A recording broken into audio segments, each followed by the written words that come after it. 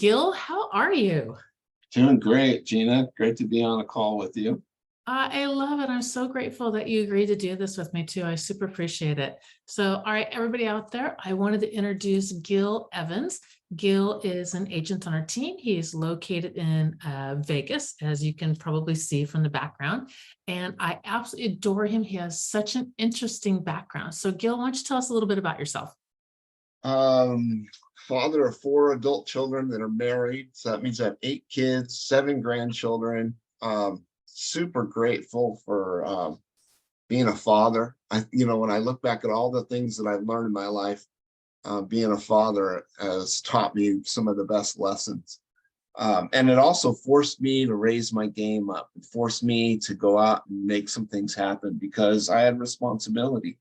And then they grew up and they have their own lives now. And so now I have no, the reason for me to go out and survive is so much easier now. But after my kids were grown up and gone, I've worked so many, probably 50 to 60 jobs in my lifetime. I kept changing jobs, never really knew what I wanted to be when I grew up, had some ideas. And I remember sitting in with the president of a company saying, this is like 20 some years ago, I'm going to own, 100 houses in Las Vegas someday.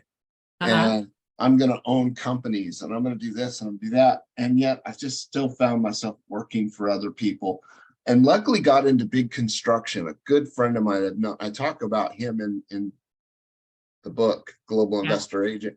The chapter that I got to write in there, my idea for it was there's been people in my life that have made a big difference. And namely, I wrote down like 15 names of men that have like been there and been leaders and have shown me and brought me along. And one of my friends that I've known for 30 plus years, I don't even want to count now, Philip Drews, every time he was college educated, every time he got a job, he would talk to the people in the company and say, you guys need Gilbert Evans. And I would get an interview and I would get hired. So I went to Cascade Controls Corporation and ran their warehouse. I went to KP Corporation and they did fulfillment for Microsoft and Egghead and all these. And the warehouse was a mess. And I came in and I solved it. And then eventually Phil got into big construction and he started traveling the world, building electrical power plants. And he said, who we need Gilbert Evans. So I got an opportunity to go to New York City and build a $1.3 billion power plant. I was the warehouse superintendent in charge of $200 million worth of materials, a multi-million dollar contract with a trucking company. And 18 months later, they're making enough electricity for 400,000 homes in New York City. Then I went to Anchorage, Alaska and built a power plant in Anchorage, Alaska.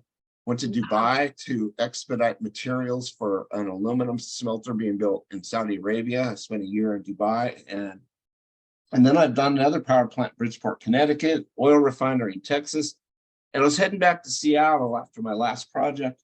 And I was in Vegas and I saw the sunshine and didn't realize I was sun deprived my whole life. And I decided to make my life here in Las Vegas. And my sister and I had started, my sister was a grocery store manager back in 2016, 17. She says, Gilbert, I want to start a business and like flip houses. Will you go spend the weekend with me at this Fortune Builders event? And we went to this Fortune Builders event and we came out of there. We signed up, paid $35,000, joined Fortune Builders. And within 6 months, we had bought and flipped a house and made over $35,000. And we involved different members of our family. We learned, it like changed our whole lives. My sister's now a real estate agent up in Tacoma, Washington. She quit her 30-year job there. And the LLC we formed, GM Property Solutions, I ended up buying that from her like a year and a half ago. And so when I was in Vegas, I'm like, I'm going to just start buying and flipping houses. And then I found Lou Brown's book, Buy, Hold, Sell. And it was the clearest, easiest to read. Open my eyes. I'm like, that's how I'm going to do this. And then Lou Brown, on one of his meetings, he brought Gary Wilson in. And Gary Wilson's like, hey, if you're going to be an investor, you might as well get your license and make this extra stream of income. And the light bulb went on. oh my gosh. So I got my real estate license, joined the global investor agent team, and here I am in Las Vegas, a realtor, learning and growing. Wow. Wow, that is some globe trotting and different life experiences that you've gone through. Holy moly. The thing that cracked me up, the sun deprived, where I busted up laughing because I'm from Tacoma, Washington also, which is ironic because now I'm in Florida. Well, maybe not ironic because I wanted some sunshine too. Wow. Out of that huge band of experience, what are the things that you've learned that you bring to your real estate and your real estate investing? Like, what are the little tidbits that you've pulled from everywhere? You know, when I was building those power plants, the amount of responsibility and authority that I had was tremendous. And I worked with a lot of people. I worked with a lot of union workers, pipe fitters, boiler makers, teamsters, and I had to learn a different level of working with people as a boss. As that, it wasn't about me; it was about the team, and it was about how we're all going to be able to work together to accomplish something bigger. And I had people that I worked with that were, I mean, in big construction, it's extremely passionate and people are right to the point and it's in your face. And then you have to like forgive and forget and move forward constantly. And I had people that I worked with that challenged me. I would make something incredible happen. And like, Gilbert, no, I need 4 trucks and it needs all this on it. And it has to arrive here at this time. And I would like work really to make everything happen and put everything together. And then I'd get a call and be like, no, now it's going to change. And now I need you to do this. And they would up the level. And I realized there was things that I didn't know that I could do if challenged to do them. And so when it came to making a phone call and asking somebody or to like do all the coordination with all the different people to be able to make something happen, like I can do it and it's possible. And now I think about those things as I'm like the owner of my own business. Like, how do I, how do I set expectations a little bit higher for myself? How do I force myself to do the unthinkable? Usually it was other people that were coming at me saying that I need these things to happen. And then I would first say no way, and then I would find the way. I So love now, that. I once heard a thing that they said entrepreneurs have to learn how to kick their own ass. And I'm like, yep, that's about right. Wow. So I love the challenges and then the teamwork and then having to learn how to interact with very different personality types. What are you doing? You mentioned that you're having to learn how to challenge yourselves. And I want to hang on to that one a second because that one really interests me. And the reason why it interests me is because I believe that when you face your fear and not just face it, but deal with it, whether it be running towards it, walking towards it, or, doing it up here in your head, whatever it is, that you learn and understand that you are bigger than the fear. And there's this magical thing that happens that suddenly when you take on this thing over here and then you do it, then it's like, well, I can take on this over here, piece of cake. So what are you taking on now? I guess what's your challenges? What direction you want to go? You've written a book, you've built everything known underneath the sun, and you've lived in every country you can live in. What's your challenges now? What's the next thing you're going to tackle? well, because I'm in a new community and because I've traveled for doing this big construction over these years, I kind of let go. And also, I guess in my personal growth, I've let go of a lot of, not so much let go. When I was a dad and I had 4 kids, we would go to church. So I had that community of church and of my family, of my children. My children were in sports. And so I knew the coaches and I knew the parents of the other kids. And I knew my neighbors and in my community. And now that I'm in Vegas, it's like it's like, and I've had this opportunity as I've moved to every single place I've done a project to meet new people and build a new community. And that's, I think, the new challenge for me is to, decide who I am and then find the way to be involved and be part of the community, a new community. Mhm. I really love that, especially as we get older and we really understand that the really big important things in life are relationships. I mean, there's the classic, what is it? When you die, nobody's gonna regret, I didn't work more, or you know what I mean? I didn't do that more, or whatever it is. Everyone's the regrets will be along the lines of relationships and building that community. And I think that's what we all want out of life. We want to know that, if it comes down to it, there's going to be people around me that support me and help me through, as we face this interesting thing called aging. So I really like that. That's a good one. And So what I've kind of done is my introduction to my community was deciding to get a job at the grocery store.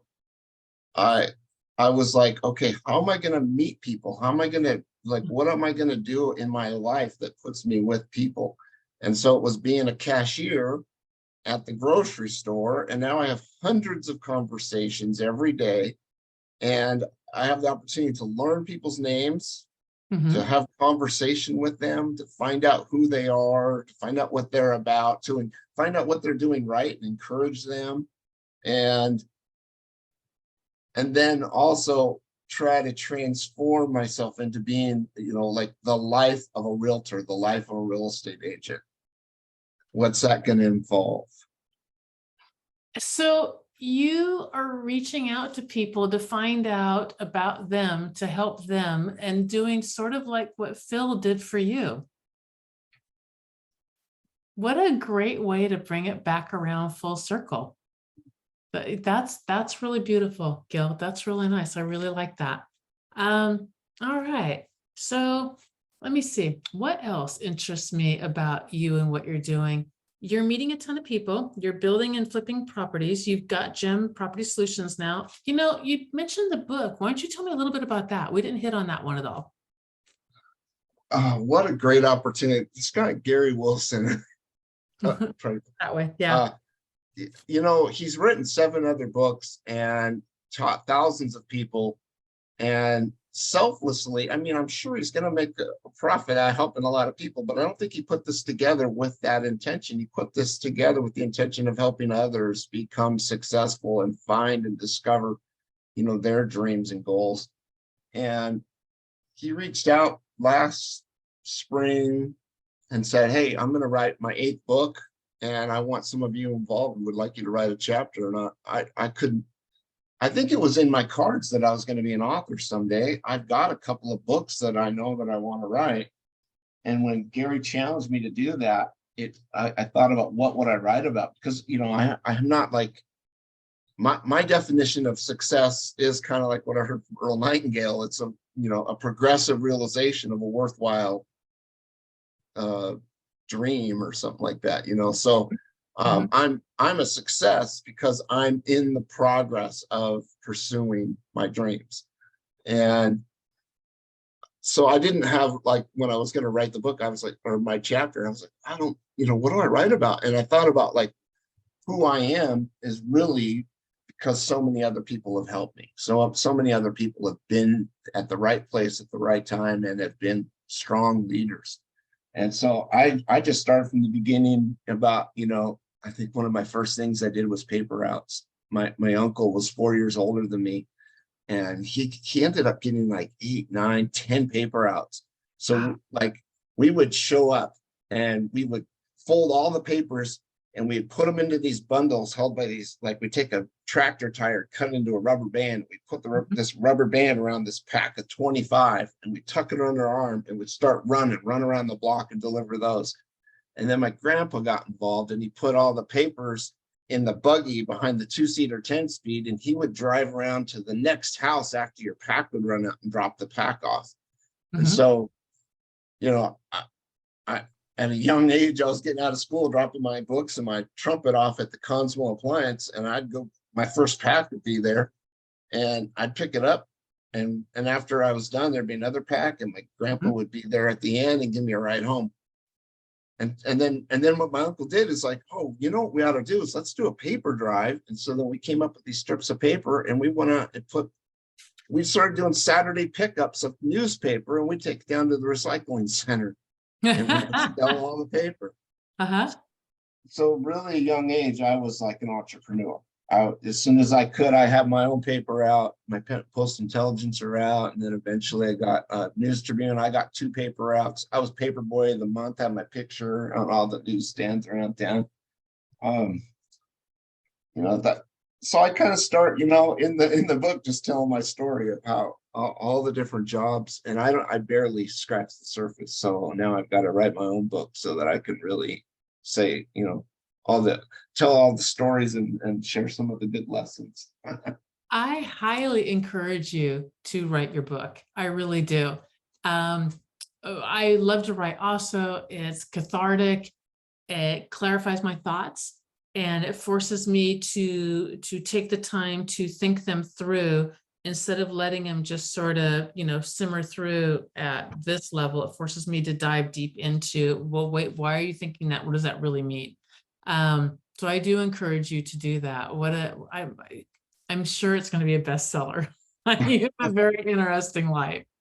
So, Gil, if we're in the Vegas area, how do we get a hold of you? A lot of different ways. GilbertSellsHouses.com is my digital business card. Okay. And on there, you can find my YouTube, you can find my Instagram, you can find my Facebook, my LinkedIn. Gosh, I don't even know, because my names are all so different, but I think that would probably be the best place. All righty. And okay, perfect. And do you have any words of wisdom from all of your adventures and the million lifetimes that you've lived that you'd like to leave us with? Well, I guess I want to go back to the class that I took with you, the identity class. Really appealing.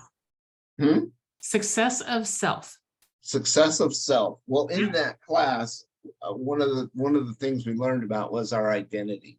And that's one of the things that who I am is kind of the basis for everything that I'm going to create. And who I am is, like, in my belief, is a child of God, that I have a heavenly Father, and that I have a purpose, that there's something important that I'm here to do. And yeah, being a father and raising 4 children, being a grandfather and having those experiences are super wonderful. But there's people along the way that I've had opportunities to help because I've challenged them. When I was a manufacturing manager, I probably spent 10 years as a manufacturing manager. I used to have this gal that worked with me, Margie. About 6-7 months ago, when I was working on my chapter for the book, I called one of my old bosses, the president of this company. And the gal who answered the phone says, "Is this Gilbert?" And I'm like, "Is this Margie?" And she's still working at that company. When I left, she got promoted to manufacturing manager. And she used to say, it was crazy having to spend so much time with me, because I was teaching her and showing her all the different things that I did and how I did it. And she said it changed her life. She ended up moving up and growing and progressing. And when I've gone out and done these power plants, some of these young men that I've worked with, one of them I remember is Justin. I told him in the beginning, I said, "You're going to learn a lot of new things. It's going to be really hard, but I'm going to challenge you." And I challenged him there. And to me, what I want to do is I want to help other people be able to replace me. So no matter where I'm at, if I can help others grow and I can teach them to be able to do what I've done, that they can replace me, that's great, because then I can move on to the next thing that I'm supposed to do. So I guess my thing that is just to help other people. Like, the more you can help others, you're going to find a lot of happiness in giving. I really love that. And then I am going to toss back at you. I challenge you to find that you to do what you do in Vegas. I love it. Thank you so much, Gil. I super appreciate it. This has been really wonderful. All right. Thank you. I appreciate you, Gina. All right. You have a nice day. Okay. Blessed day to you too.